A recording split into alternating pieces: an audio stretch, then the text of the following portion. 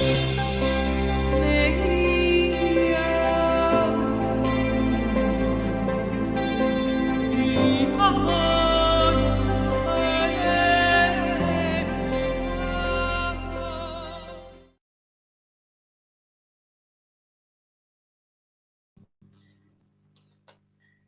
lovely good evening. It's a Tuesday, and we are back on Ubuntu channel. And tonight we have a special interview, and we'll be looking at how soon can Zambia be debt-free.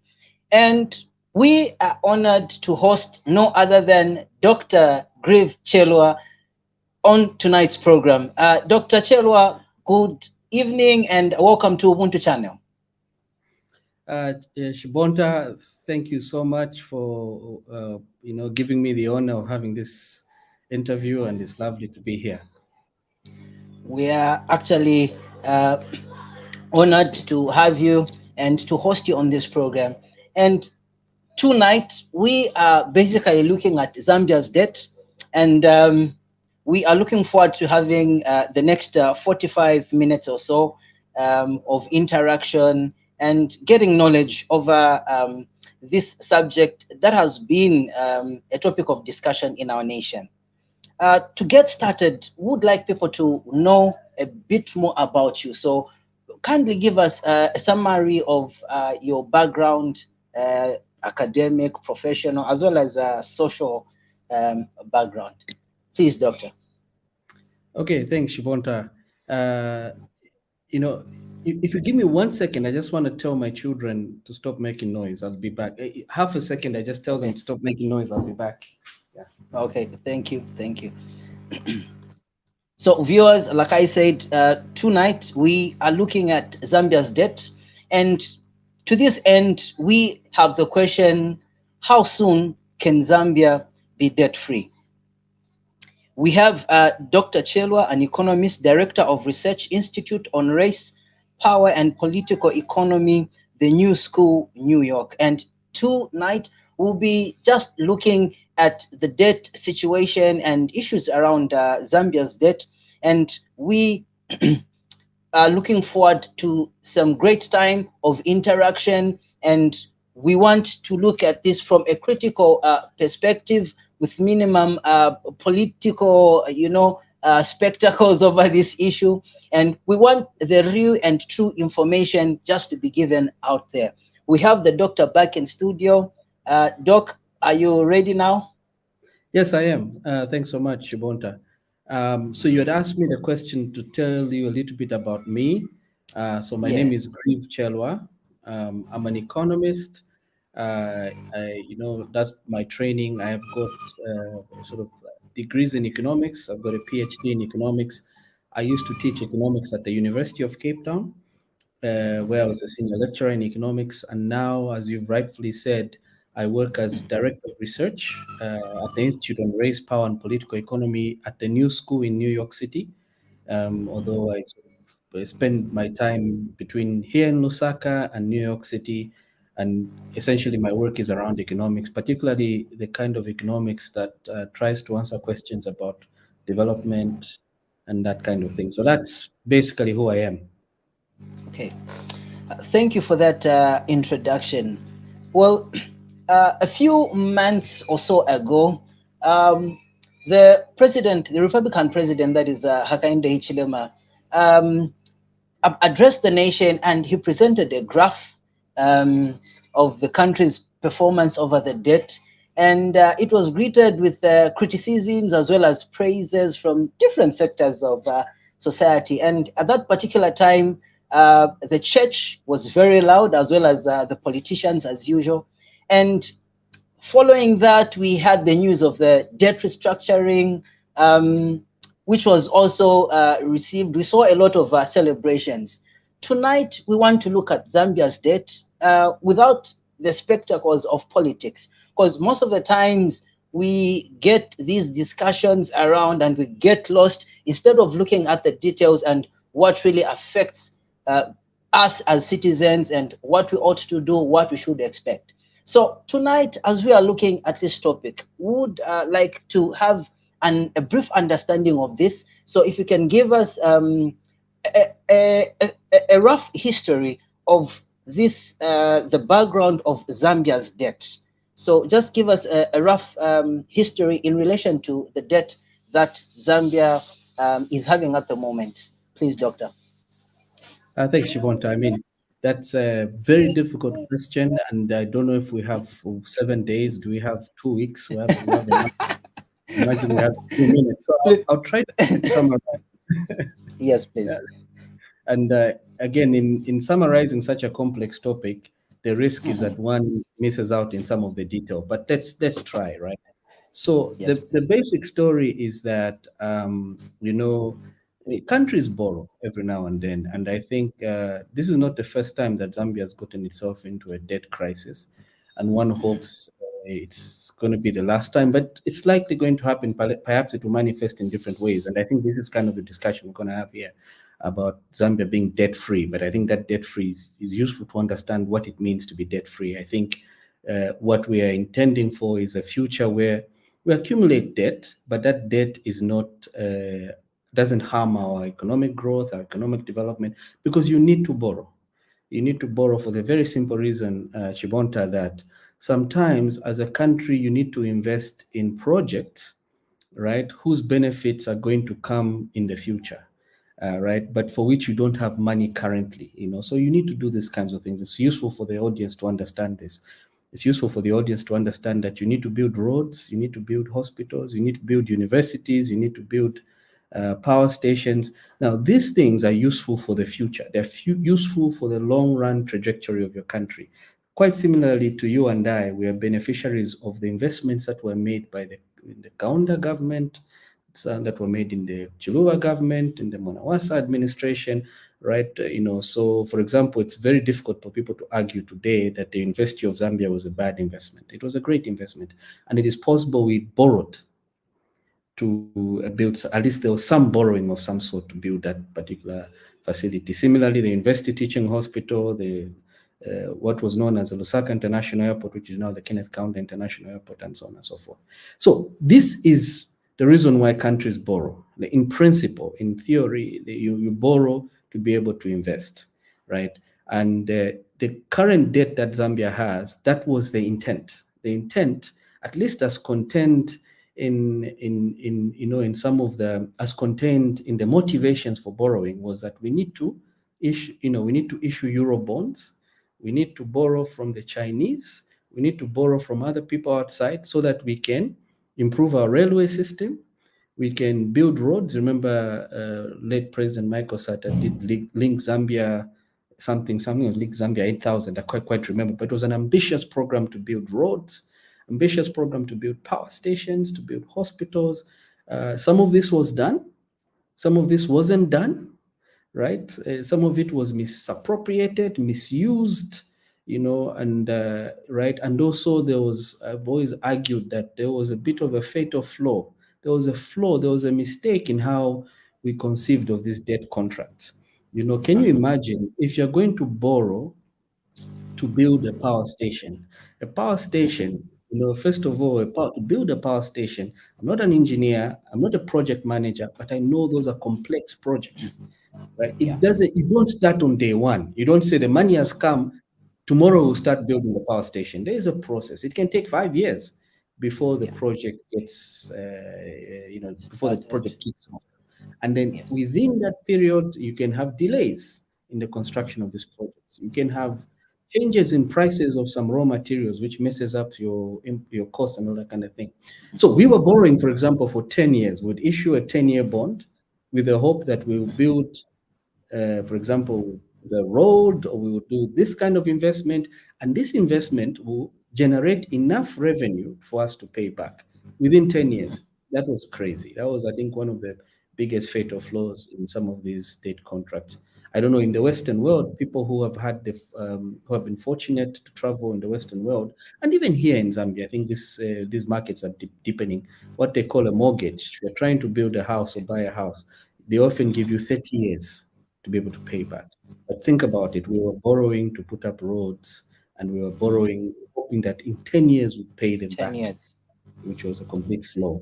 So this is the genesis. It's important for the audience to understand, and I've made this point, and others have made this point. Debt per se, debt itself is not a bad thing, right? In principle, the management of the debt is the thing that is a problem. It's a thing that is how we borrow, where we borrow, how we prepare for, how we put aside money to help us pay back, all these kind of aspects which are related to debt management. Those are the problems. So those are the things that are important for the audience to understand. Okay, thank you. So, as at the end of 2021, our debt stock was estimated to be around 26 billion US dollars. Is this amount going up, or maybe it's still the same? And are you able to break it down and help the people understand what this is, this debt stock? Okay. Yeah, that's a good question. So, in the figure that you've provided, I suspect you have included two types of debt. So, when we Okay. look at a country's debt and countries in Congole, there are two kinds of debt. There is Okay. what they call external debt, which is Okay. the debt that the borrowing that you've done that is not in your currency. So, it is not in kwacha. It is in Okay. US dollars or euros or yen, or whatever the case may Okay. be. It is in a currency that is not The yours. That foreign we call, currency. Okay. yeah, foreign currency. We call that Okay. external debt. External debt. Ehen. And then we have domestic debt. Domestic Okay. debt is the debt which we've borrowed in Zambian kwacha. So that is debt that is Okay. denominated in Zambian kwacha. So the Okay. government has gone out to borrow, but borrowed in kwacha. Now, Okay. from a debt management perspective, the kwacha debt, we don't worry about it so much. And the reason is simple. Why is it the reason simple? Because who prints the kwachas? It is ourselves. So we never have a shortage of kwacha in principle. We can meet those obligations. So sometimes, suppose the debt falls due. Mwini wa Nkongole hazifuna ndalama zake. Debt has fallen due. And they want the 100 kwacha back, which they Which lent to Nona us. Gongora. Eheona Kongora. If I don't have 100 kwacha, I've not engaged in some productive activity, I can go to the Bank of Zambia and ask them to print 100 kwacha, and I give it to this person. So you can manage domestic debt in that way. The only risk is inflation. We don't want to print too many things that are not backed by Okay. productivity. But that's domestic debt. Okay. The foreign debt is the one that external debt, the foreign debt is the one that is a problem because we don't print US dollars, we don't print euros.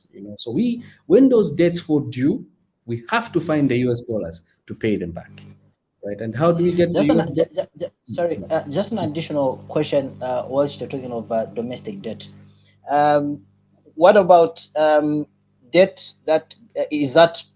Do we also include the debt that local contractors or people that provide service to the government is that part of that debt that you're talking about? Yes, that would be part of the Oh, debt because it is all the okay, obligations that okay, the country has. That will be included. In okay, fact, if you read, I invite the viewers to go on the Parliament website. You'll find budget speeches there. I think even from, I don't know if they're there from the 1990s, but from about the year 2000 thereabouts. All the budget speeches have been uploaded on that site. And when the Minister of Finance goes to Parliament every September, it used to be every January, but now it is every September because we've changed how the year for the Parliament. The year starts in September. He reads about the debt. He'll tell us this. He or she okay, will tell us this is the debt situation, right? And it okay, includes certainly it includes debt to contractors. I want to say one more thing before I give it back to you, and that is to say the number that you quoted, 26 billion. So that number includes external debt, which I think at the end of 2022, at the end of 2022, and these numbers are there again. I invite readers to go. Ministry of Finance publishes these numbers. They publish what is called the debt summary report. They do it at the end of the year. They publish it. It will tell you that external debt was about $16 billion, somewhere there, yes, right? And the difference was domestic debt. And often the way we report these things as economists is we report external debt in US dollars and domestic okay, debt in kwacha. Now, sometimes people convert. They will convert the kwacha to dollar at an exchange rate, and that's how you got this number that says 26 billion. But the standard Okay. practice is to report them separately in kwacha. Why? Because kwacha obligations are in kwacha, right? Okay. Those kwacha obligations will not be met in US dollars, they'll be made in, and To then be US made in dollars, Kwacha. US dollars. Yes. Yeah. And I know I did say I might be pressed for time, but we can go as much as maybe quarter past 8 p.m. So, so Okay. that we have a good discussion. Yeah. Okay. Thank you very much. Okay. Yeah. So uh, the other question that I would have, we've seen politicians playing the blame game on this same debt, and there are things as who contracted it, when was it contracted. I would like to know what is the policy in terms of government contracting this debt. Who approves of this debt, and then are there any legal repercussions of over contracting the debt? Sorry, I've Um, asked two questions there, right? yeah. Yeah. And Yeah. you've asked an economist who's going to pretend to be a lawyer. But, Mhm. I mean, in principle, we should have a Yeah. mechanism where the contracting of debt, because we're contracting this debt on the behalf of Zambians. So we should really have a very robust system that's in place that allows the people to say, no, we don't want to contract this debt. And the people are represented by the National Assembly, right? So Yes. I think in the past we've not had very good oversight from the National Assembly, and my suspicion is that we do not have the law in place that allows for that kind of oversight. But I'm not very clued up. But I know in the UPND government there's been, I don't know if it is a bill or it is already an act, which is to say the president has assented to it, that says all accrual of debt, all new acquisition of debt should first go to parliament and should be taken to parliament, and parliament should approve. As it is now, I think as it has been, the practice has been the minister of finance, which I think the technical term is the body corporate, the minister of finance on their own just essentially signs, Okay. essentially acquires that debt on the behalf of On the 20 behalf million, of the nation. which I think Okay. is not a very robust process. You're lucky sometimes you might have a good minister of finance, but we don't want to leave these critical things into the hands of personalities. That if we just pray we have a good minister of finance, what we should have a robust process in place that forces the minister of finance to go to parliament and to say, "Mane, therefore, Kongola 1 billion, right? And I'd like your approval." And those people should say, what are you going to use it for? There should be robust debate, robust discussion. And then if it makes sense, they should sign off and say, we approve. You know, Great. Many countries have these kinds of systems in place. In fact, one thing I'll say, in some countries, even the acceptance of an IMF program, right? Because if you can imagine, like, going to the IMF essentially has certain implications in terms of Yes. economic policy, in terms of economic governance. You're really inviting some people from the outside to come in and work with you in terms of setting policy. That is a very important question to take to the people, right? So in some places, like I know in Greece, for example, there was even a referendum to accept, to vote yes or no to the IMF. Because again, government is the government for the people, by the people, of the people, is what Lincoln said. Yeah. Okay, thank you. So you've just answered the other question which I had, in as in what can be done in order to safeguard or protect against over contracting debt. Now, right about now, I want us to come to the uh, debt restructuring. Okay, we've had a number of debates over the debt restructuring, and uh, we've had different explanations. So I'd like you just to explain this for a layman to understand, and then we'll get into the details of what that means to a Zambian in the streets there. So, what is this debt restructuring exactly? And I think I'm happy the way you're asking the question, because it's also useful to relate it to sort of some the individual level, to a level that most of us understand, and many of us have borrowed before, right? Whether we Yes. borrowed from a relative, from a friend, from a bank, from a microfinancial institution, sometimes even from Kalowa, if you have no choice. What Kalowa, somebody who charges a very high interest rate. We've High borrowed. interest. Yes, and sometimes we run into trouble, which is to Hmm. say, we sometimes we have problems paying back, which is a Yeah. situation that Zambia finds itself in. Right, we have accumulated so much debt. We're just like when you borrow for a reason. Most people borrow for a reason. Most people are borrowing to say, I'll borrow to fix a problem. Once I fix that problem, I'll be in a very good situation to be able to pay back, right? But Yeah. sometimes things happen. You can fall sick. You just fail. You made the investment that you were hoping to make doesn't work out, so you run into problems, which is you have a debt crisis. That is Yeah. exactly what has happened to Zambia. Now, when you have a problem like that, Shimbota, what you often do is you do what? You talk to the You people you owe go. money. Yeah. You call your brother or sister or your neighbor or your friend or the wakala over the people you borrowed from, you say, "Man, I can't pay. I think I have a problem here. So I'm wondering, let's sit down, tinkare pansi, and then tishteko, tikampeko pali nkongole na kangio, right? Now, I've got Yeah. a plan. I can't pay everything off now. But in example, pira pangono pangono, so that I Pangono can create pangono. for myself. Now, if I try to pay this thing now, if I try to pay it in full, so vana wazagona njaa. That kind of story. So that is Yeah, debt restructuring. olomukani simzaziona ndarama. Mzaziona, and that's a very good point. The point you're Mhm. making, Shubonta, is debt restructuring is good for the borrower and for the lender, right? Because the options are okay, ni mange nipeleke njema, okay na okay, since alipila kansi mzashita bwanji, right? Yeah. So that process of sitting down together to agree on a new payment plan. Pasen koni payment plan ya new. Izan pasa koni pemeko mwe bantu na vutika and pasen koni ka space. So that's exactly what debt restructuring is. That is debt restructuring. So you're figuring out a way of lessening the burden of paying back that debt, right? You're Okay. trying to figure out a new payment plan. And that's exactly what the Zambian government has been trying to do. And it appears they've been successful in principle. Again, we still have to see the details of this deal. But in principle, there's been some agreement to restructure some $6.8 billion, which is to say, we have come to an agreement to, and in this particular case, what they have done, because debt restructuring can take many forms.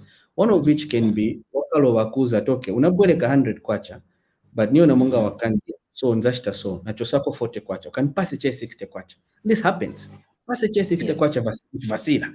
That's Nifasira. now that's restructuring where there's a haircut. It's technically wama kambati ni haircut. Wajuwapo pamozi, wajuwapo pamwamba ya sala 60 kwacha. We didn't get that one. What we got instead was Wakalo Wakambati. Instead of paying me back Mailo, okay, nakupasirako Ongezera. ukanipira December. I've extended the duration. That's a kind of Okay. restructuring. But that is debt restructuring in a Okay. sort of theoretical In a way. nutshell. Okay.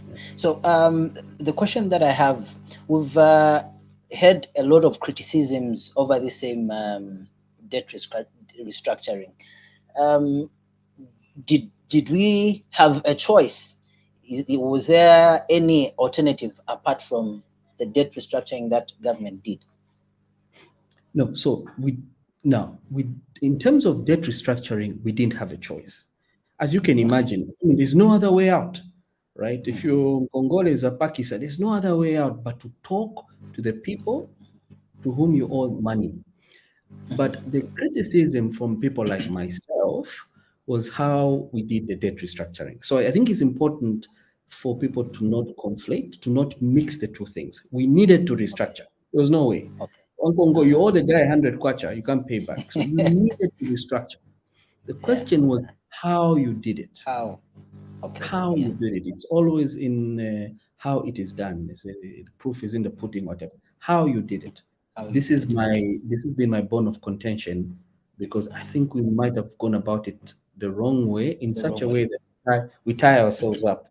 And I think the tie is the IMF conditions, right? I can talk more now, but if you have another, so it's entirely up to you. I can say a little bit Okay. more about it. Yeah. Okay. So you mentioned on the debt itself, the amount that was restructured. So out of is it 18.6 billion that the minister said was owing, I think, as of December 2022. That is in his address in Parliament.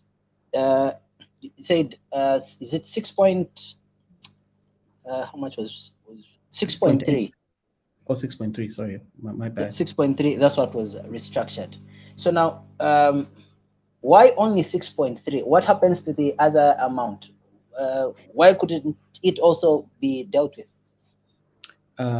That's a good question. And by the way, I'm not so sure if it is 18 billion. My Mhm. last check, now it is possible because these things are very tricky. They might add what are called contingent liabilities, or them Okay. which is like, for example, if Zesco borrows money, right? Okay. That money is being borrowed by Zesco, but sometimes it might be the case that for Zesco to have borrowed that money, they needed Mhm. a guarantee. So it's like Okay. ufuno bwereka ndalama kuli ine Shibonta, and then I tell you, I don't trust you, man. But if your father can Mhm. guarantee the Nkongole, he can say akakangiwa Shibonta. Ah, Nizamli Wadatiwa Bidire. wazalipira. That's called a Okay. guarantee. And, the Ah, technical term is a contingent liability because it is not a Nkongole per se, but it can become a Nkongole if you default. mhm. Anyways, it's possible that's what Okay. that 18 billion might include. And Okay. 18, that number is external. We have to also remember external debt. Mhm. So the Yes, last number external I debt. checked, exactly, last number, I suspect the number is closer to somewhere between probably $16 billion at the end of last year, maybe slightly less. I still have to look up these numbers. Now, Okay. out of that 16 billion, we have different types of creditors. We have different types of people we owe money to.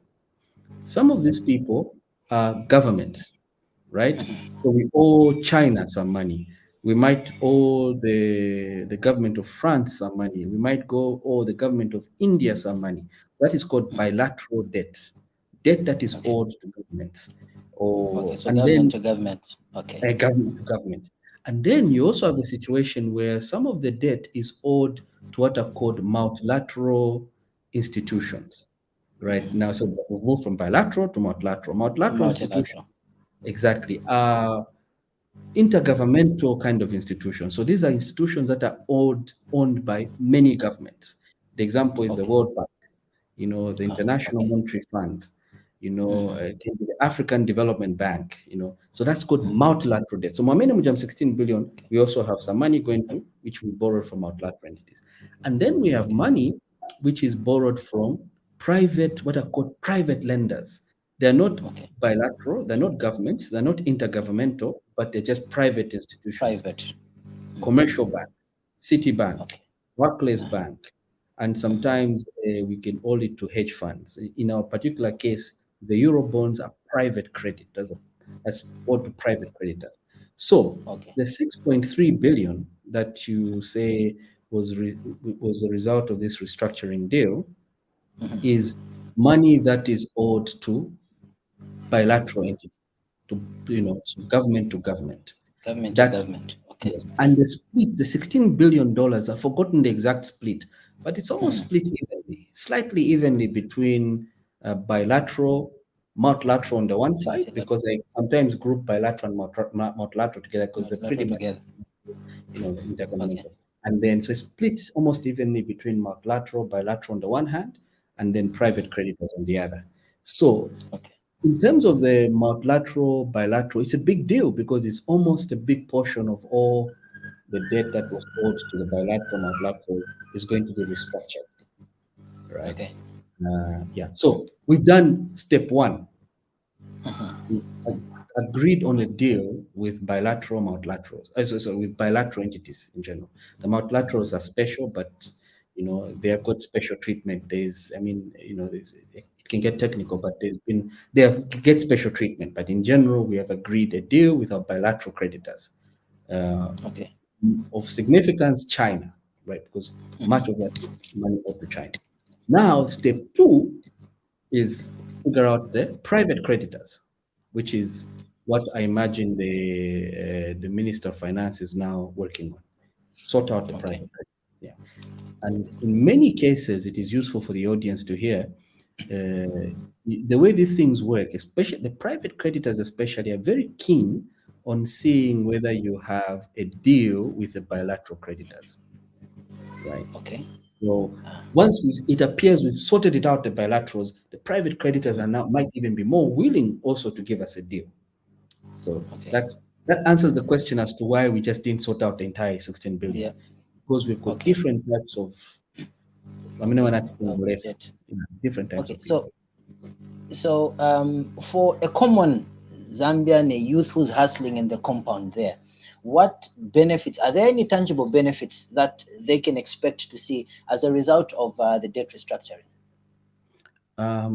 Yeah, I mean, so in this particular case, again, I go back to the point I made a few minutes earlier.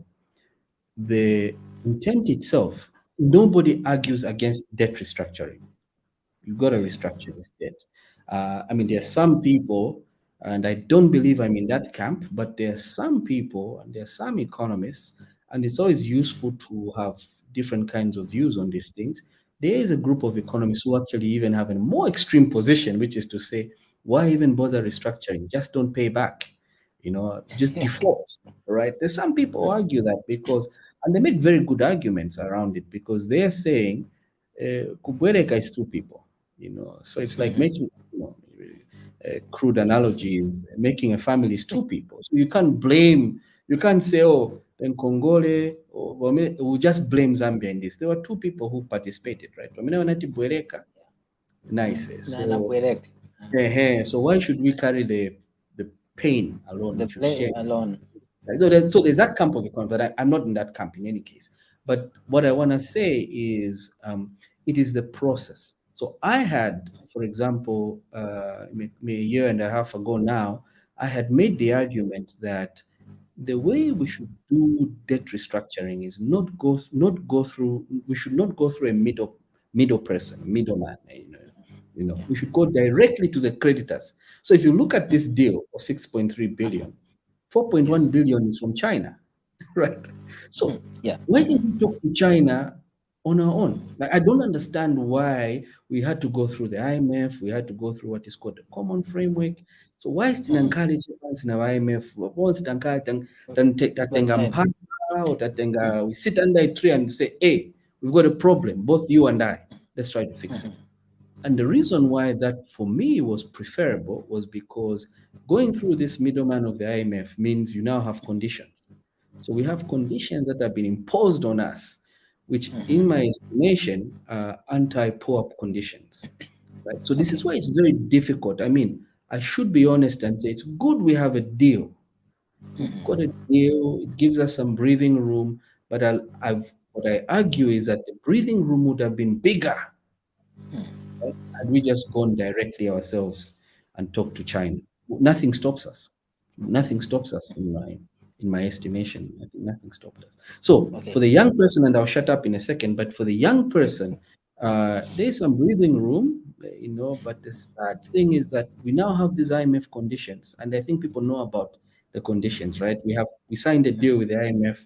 That deal came with conditions: removal of subsidies, there's a reform of the farmer input support program, removal, increase of ZESCO tariffs, so the Yeah. Cost situation is not effective. very clear whether on balance, would that young man, young lady is going to be better off. It's not very clear on balance because even though I give get this breathing room, the prices, I've seen this, the prices of things are going Yes. up in a very drastic way. So that's the answer. That's a long-winded answer to the question that it's yeah, Okay. yeah. Yeah. Thank you, Doc. At this point, let me just welcome my colleague Chaza. Chaza, good evening and welcome. Good evening, CJ, and thank you so much. Good evening, Doc, and how are you doing? Very well, Chaza. Good to see you. And again, thanks for having me on this program. It's definitely our pleasure. For me, I've been following, and quite insightful it is. So, you've given us even some of the reasons a country gets into debt.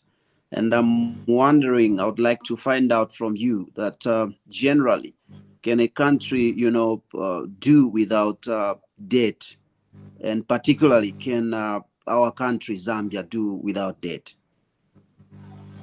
I mean, the short answer to the question is no, because in principle you do need to borrow. I mean, you need to borrow. I mean, at the household level, the salary sometimes is never enough, and our friends in the developed world have very sophisticated financial markets that allow you to get a credit card, those kinds of things. So, in principle, you do need to borrow, and I made this point to Shibonta at the beginning because some of the investments you need to make are huge. Like a power station is, is it's not a simple thing to build a hydroelectric power station. It's $1 billion project, multi-billion-dollar project.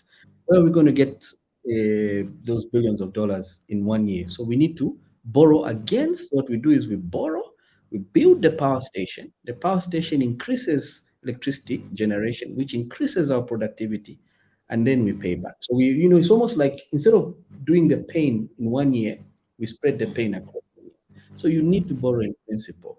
And even the U.S., for example, the U.S. is the richest country in the world. Their debt is about $30 trillion. So even they have. You need to borrow. You need to borrow. It's a consumption smoothing mechanism. The only problem, as I said to Shibonta, is debt management. You need to have very strong debt management processes in place. That's one thing. The other thing is, before we borrow, we also need to ask the question, we have some resources domestically that we can generate. Now, let's first of all mobilize those resources as much as we can, and then we say, Yasala kotiza Congo. I think in our country, we haven't been doing that very well. We people have talked about how generously we treat the mines. This is not new. We are very generous in the way we give tax incentives to the mines. Very, very generous. But I don't know if at all any what we get in return for this generosity. It's quite Mhm, debatable. I mean, it's this is it's not a UPND problem. It has been a perennial Zambian problem ever since we saw the mines. This debate about we're not getting enough from the mines, right? So there's that aspect. There's also issues of corporate taxation, the corporates, taxation of labor and those kinds of things. So you need to first of all mop up the resources. They'll often not be sufficient.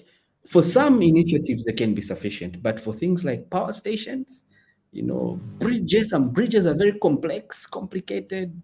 Some hospitals you might need to borrow. So you mop up domestically, and then you say, "Yasala kotiza Congo." So in principle, the answer, Chaza, is eh, the issue is not debt-free Zambia, because I don't think that's useful. If we stop ourselves from borrowing, we won't invest in these power stations, which are useful for the future. The population is growing, mind you. It's growing. Zambia in mhm, 2080 or 2050 will be a different Zambia from now. So we need to prepare for that population and not need to borrow. So the question is not debt-free. I think the question is debt management, mhm. proper debt management, the appropriate mobilization of domestic resources. Yeah. So then, So, looking at where we are right now, as a country, uh, are we on the right trajectory as regards debt management? The reasons why we have currently borrowed, are they, sufficient enough and sustainable, reasons such that, even if the government was to change, let's say 2026, what is the future like in terms of debt management for our country, according to you as an economist? I think history teaches us that we've had a very bad history of debt management. This is not the first time we're getting ourselves into a debt crisis. This happened to us before, and I think the audience, especially those who are old enough, remember the HIPIC, Highly Indebted Poor Countries Initiative. where Nkongole was forgiven. We begged and begged, oh, yeah, Nkongole is forgiven. And then just 15, 20 years again, we're back to the problem. So I think our debt management, the debt management experience is very bad in this country. It obviously we wait to see how, it's very difficult to evaluate a UPND government. We will only be able to truly evaluate them, say by 2025, 2026 in terms of debt management. Now, there's some things that they're putting in place. I don't know if it's a bill or it's an act, debt management, Public Debt Management Act, or I don't know if it's been already assented to by the president. That's a step in the right direction. But what we do really need is robust debate. And I don't know if that act itself talks about audit. We do really need a situation, Ms. Chaza, whereby all Nkongole is taken to National Assembly for approval. And the process should be transparent. We the people, because that National Assembly is not there for the MPs, it is there for us. We the people. I'm from Munali constituency. I want to hear, as a Munali constituency member, I want to hear the issue of debt being debated there. The reason should be given. We want to borrow $1 billion for this purpose. The MPs should, probe, ask questions. There should be debate, and then there will be resolution. Resolution might be we accept or we decline, but this process has to be there and has to be transparent. Granted, there are some debts which you can discuss in open. For example, debts related to security matters and those kind. But you can have those. We can trust that they'll be heard behind camera, but our MPs are there, and the MPs obviously have to, they have to think about the integrity of the security system, but they should ask questions. Oh, you're buying my jet, you're buying my boot, my jumbo people in the army, you're buying this and this. Can we, show us that you've really thought about all the issues. Show us that issues of corruption are going to be managed and controlled and safeguarded and all those kinds of things. So all this to say is we've had a bad legacy and a bad history with debt management. This legacy leads me to be skeptical, right? We need to work a whole lot harder to really have in place a proper debt management infrastructure in this country. I like it that you have identified this problem. Debt management is a huge problem in our country. What approaches are you suggesting? What solution are you suggesting can actually help? How exactly can we take it and get to solve this problem? Like anything, anything that has to do with governance issues, you need to put safeguards in the system. So you can't have one person decide to borrow or not to borrow. Previously that's been our Achilles heel. That has been our problem, which is to say the Minister of Finance on his own, on her own, can accrue debts, sign. They'll just sign, But we can't have such a system which entrusts such a big thing in the hands of one person, right? You might be lucky in sometimes you have a good Minister of Finance like Chaza. What happens if you've got a problematic person like me, right? So we should depersonalize this thing, right? And make sure that there are checks and balances. This is why making sure that there is an oversight mechanism. There is some entity that can ask questions. Why Mubwereka? And that entity is independent, has to be independent of the Minister of Finance or the Ministry of Finance. In our country, this is why we have the National Assembly, which is a separate and independent arm of government, right? And that arm should be able to say, because the MPs are answerable to nobody but the people, right? So the MPs can ask questions and ask, you're borrowing this money in the name of the people. What are you borrowing it for?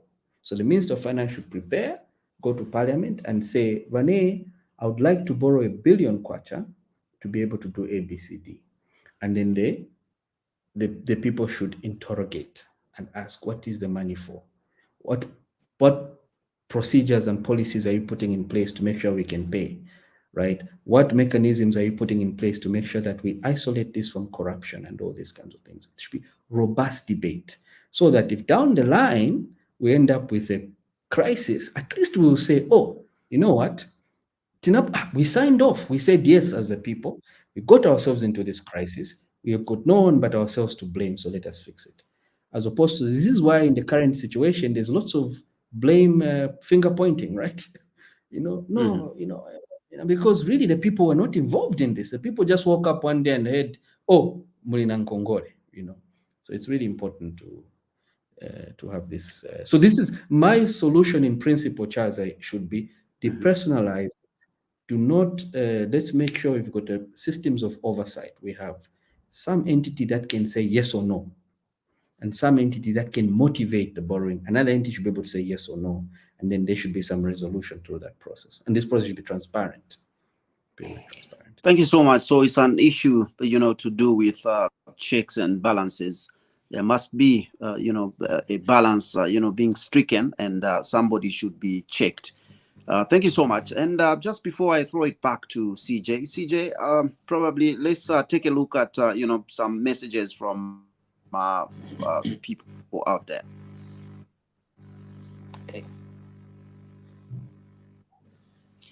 Okay, this one is coming from Mulungu Ruben. Jerome is saying, interesting program and good to see Doc Chelwa.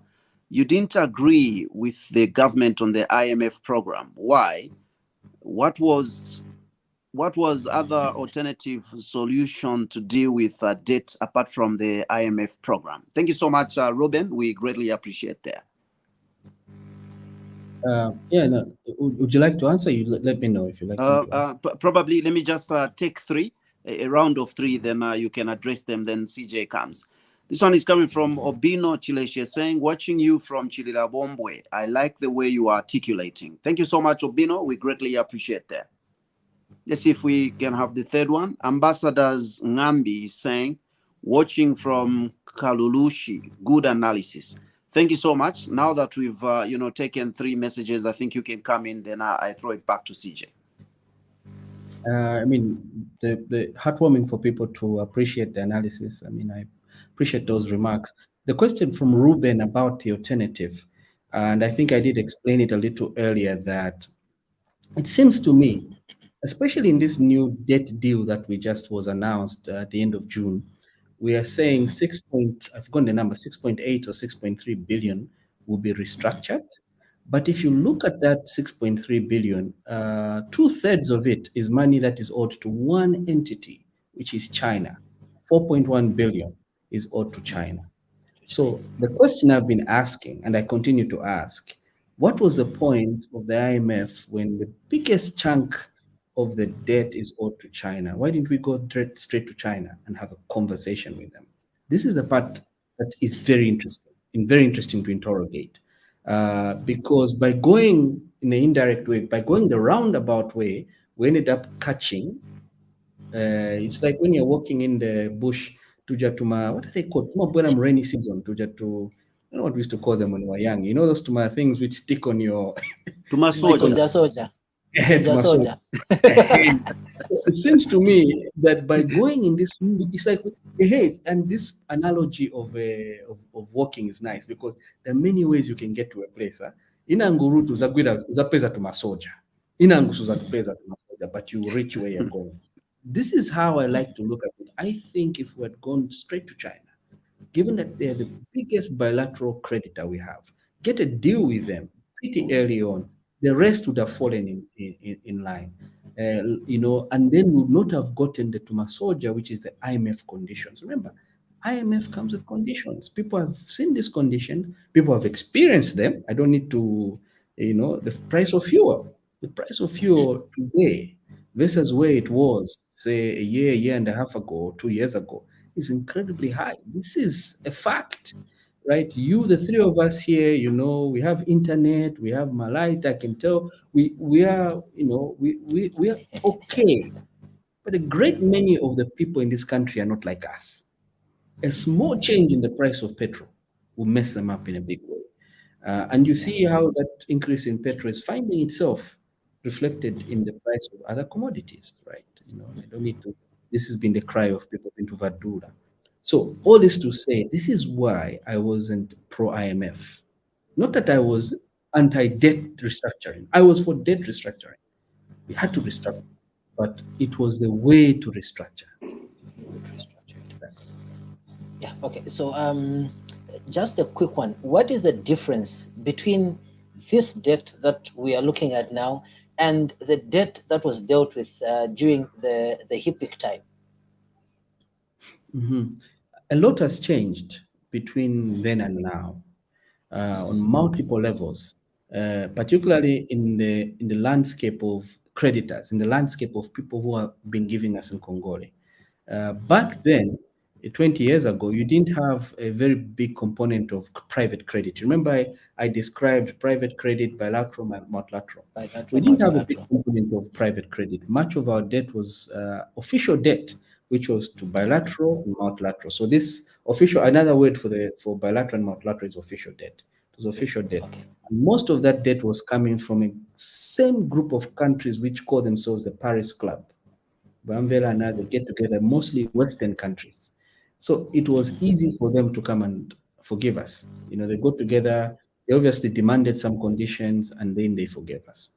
Uh, Now, right now, it's different. The landscape is different. Kulikoma private creditors, and this is why those people were able to reduce our debt to almost zero, because they were just countries, they got together and they agreed.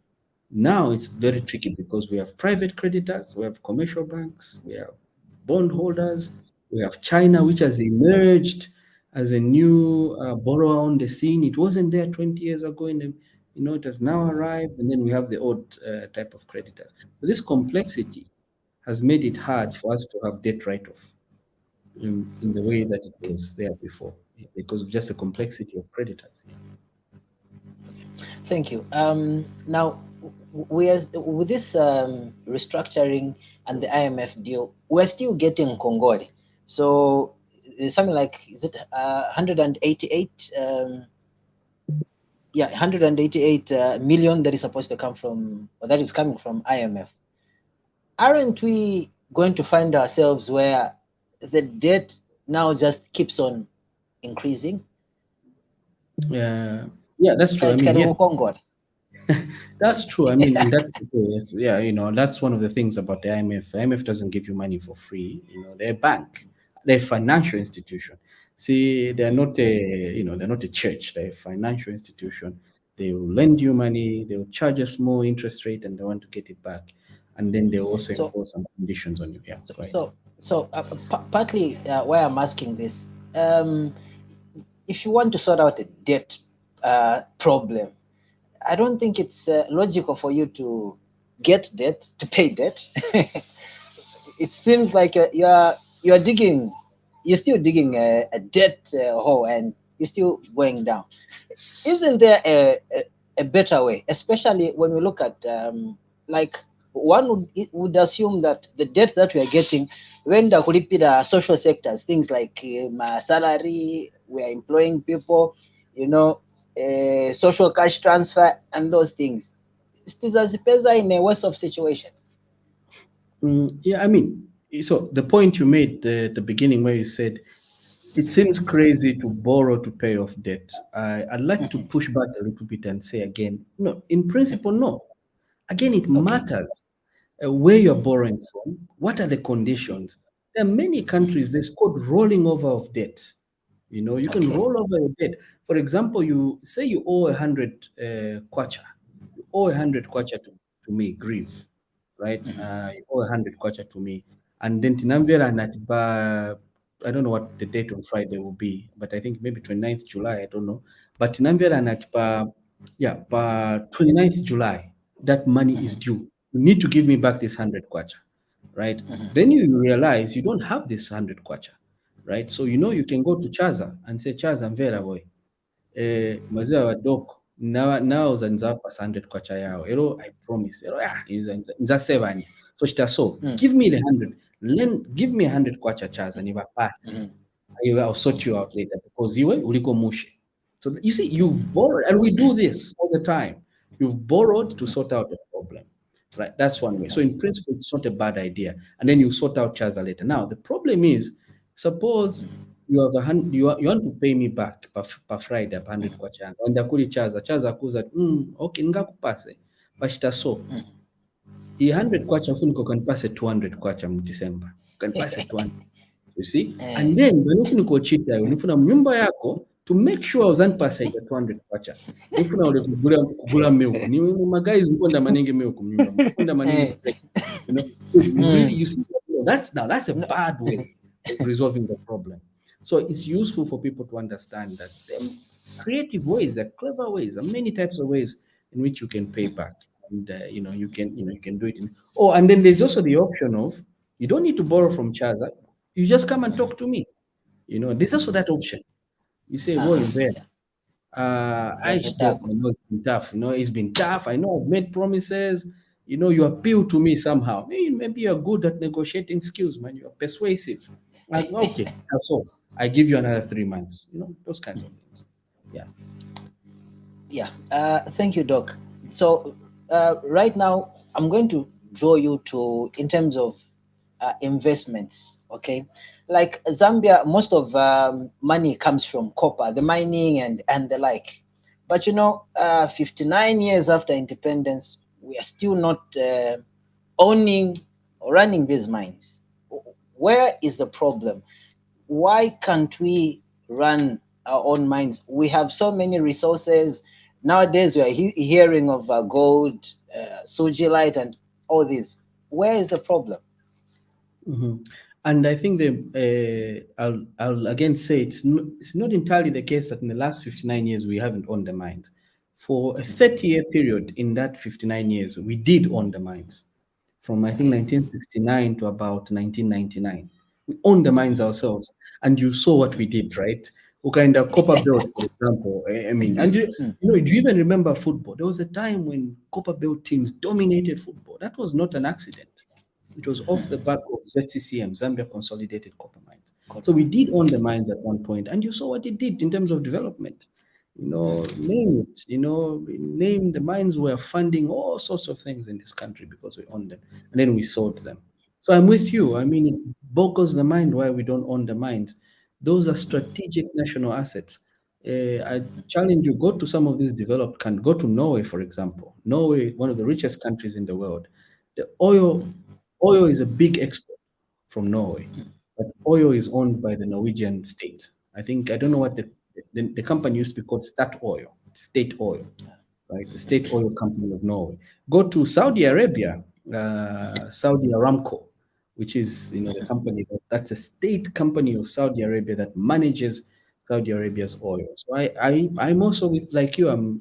There's no reason why we can't own the mines, and that's an important debate. We need to own these mines so that they're ours for very many reasons. They're our biggest natural resource, biggest foreign exchange earner. We need to own them so that we can make sure that they are contributing directly and linked, empowering national development in a very direct way, a very deliberate way, in a way because when they're in private hands, the private people are only interested in profit, which is measured in terms of revenue minus cost.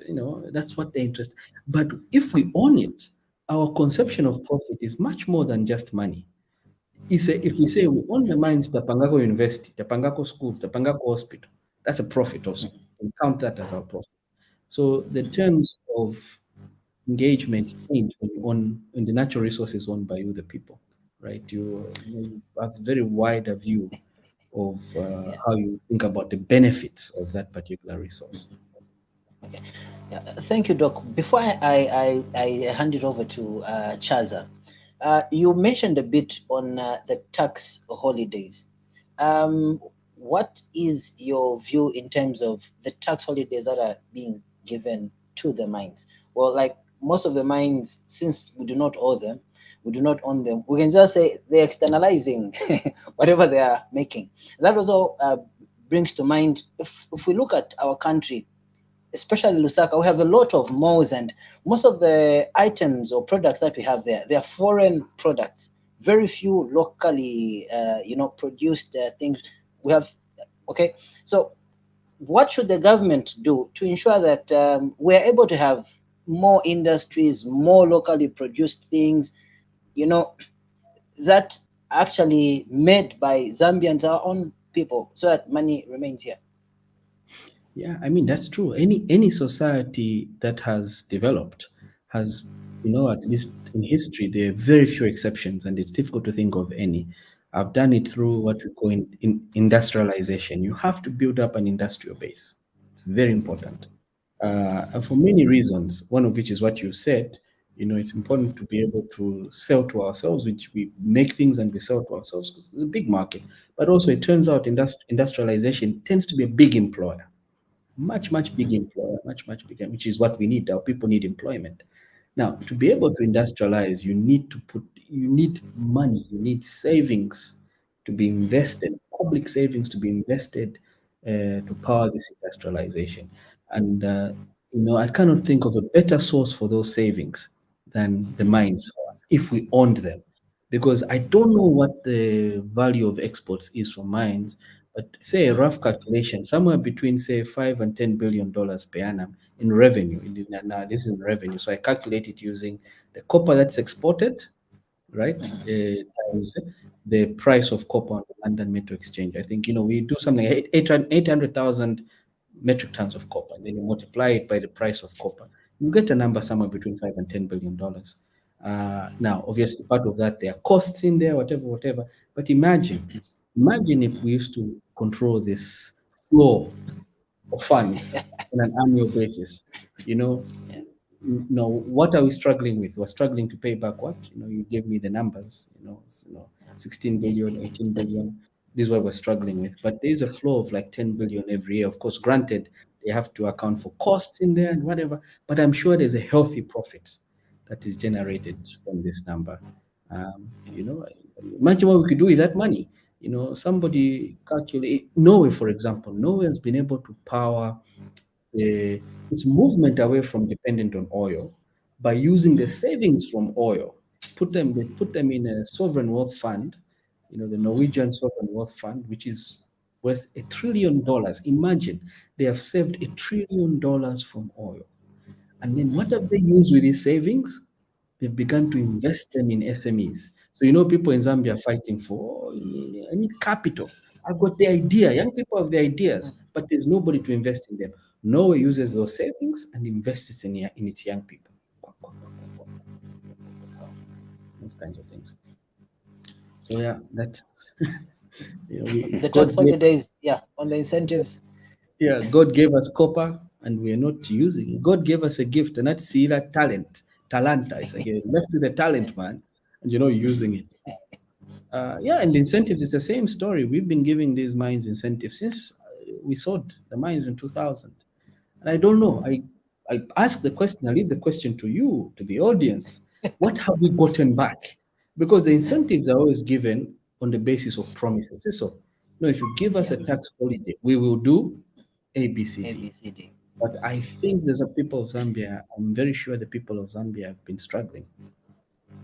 It's been difficult for us to see the benefits, to be honest. Right. Thank you so much, Doc. I can probably come in, and as I do come in, I would like to take a look at some of the comments that we have from the people that are following. And I must say, Chaza, thank you. But I did mention to Chibota, I've got to run in about 5 minutes. I'm very sorry about this, but I wish I could stay longer and maybe I could come back some other time. But I'll be running in about 5 to 6, 7 minutes. I'm very sorry about that. That's fine, and that's actually even what is on my mind. That within the same number of minutes would have concluded. Perfect. Thank you for right. kindness. Let's take a look at these messages. Himba Myoba is saying, was it possible for us to negotiate for the debt restructuring without involving the IMF, especially after defaulting? Thank you so much, Himba. We do appreciate that. What stops us from negotiating? Cindy Sewakulu. Nothing stops us. Nothing in principle stops you. Negotiating is what? Using your mouth.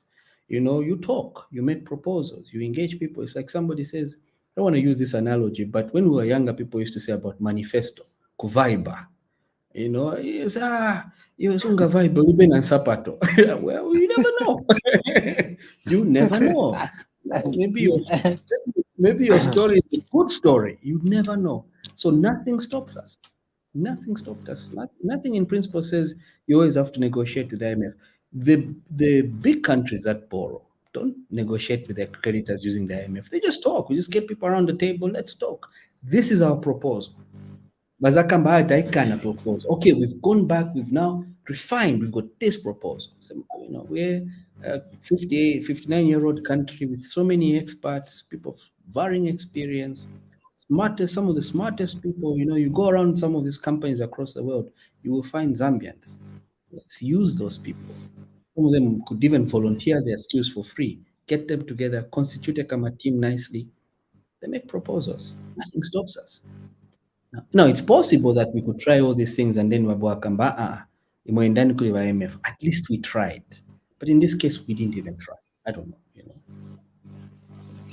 All right, Doc, thank you so much. And, probably as part of your remarks, I'd like you to re-emphasize, if we get to borrow, what sectors, areas of concentration should the government undertake in terms of use of, whatever we have contracted as debt, as, unlike, using the debt for wrong purposes? Yeah, that's true. That's a good question. I mean, we should always borrow for investment, to invest in our people, to invest in infrastructure. We should always borrow and thinking about our children's children. We have, some of us have children. They will have children. Their children will have children. So we should always borrow thinking about those people. We should not borrow to leave them with Nkongole, which they can't pay back. We should borrow to leave them with infrastructure, even if we leave them with Nkongole, but it should be the kind of Nkongole which it is manageable for them to pay back. They should actually see, I see my grandfather Chaza borrowed. He was Minister of Finance, went to Parliament, got approval. He borrowed to put up a road, a bridge, a university, and I'm now benefiting from it. Honestly, there is no way I can say Kufaka University of Zambia was a bad idea. And I suspect there was some small borrowing to be able to build that thing, right? It was a great investment, which continues to give gifts long after. The people built it have long gone. But that gift is a gift that keeps giving. The same thing with, Kafue Gorge. Now we've even added, I think, Kafue Gorge is a long-term project, but we've added to it with Kafue Gorge Law. I think there's Kafue Gorge Upper or something. The same with many other power stations around. The same with the transmission cables which allow electricity to come into our homes. These are investments that have been made. That's the kind of investment we ought to be doing. When we borrow, we should be investing in these kind of things. The Patriotic Front government, in some respects, tried. They did do some things, they did put up Kafue Gorge Lower, they did do this, did do some roads, some bridges, some schools, but I think they could have done a whole lot more. There was a great deal of an accountability in some of those transactions because questions are being asked. They did do some stuff, but some stuff they didn't do great. We should learn from that experience. We should. One of the things that we don't do very well as a people is we like to forget history. We like to say, "Oh, that was a bad period." So I don't even want to think about it. It is a moment for us to learn and improve those mistakes. Learn from it, improve from those mistakes. If people need to be accountable, people should be held accountable because that's also an important mechanism. Young people need to see that, if you're in charge of state resources and you misuse them, there are repercussions, there are consequences, those kind of things. So that's those are my remarks, Chaz. We need to be able to borrow to invest for the future. Doc, thank you so much. We greatly appreciate your time, here. And like you said, we wish we could, go beyond, but time is not our best ally. And the beauty is that, you have opened the door for us and will definitely come back at any time so that we can, get fortification in, the knowledge that you do have. CJ, you've been great also on the program. I greatly appreciate you. Not forgetting the people out there that are following. My name is Chaza right here. We hosted Dr. Grieve Chelwa right here, an economist. And the topic we were looking at was how soon, can Zambia be debt-free? And just from the expert, we've been told that it's not a matter of, being free from debt, but it's a matter of, managing debt and managing it well. We've learned and we are yet to learn. This has been a special interview right here on Ubuntu channel. Till then, God bless you all. Thank you. Bye, everybody.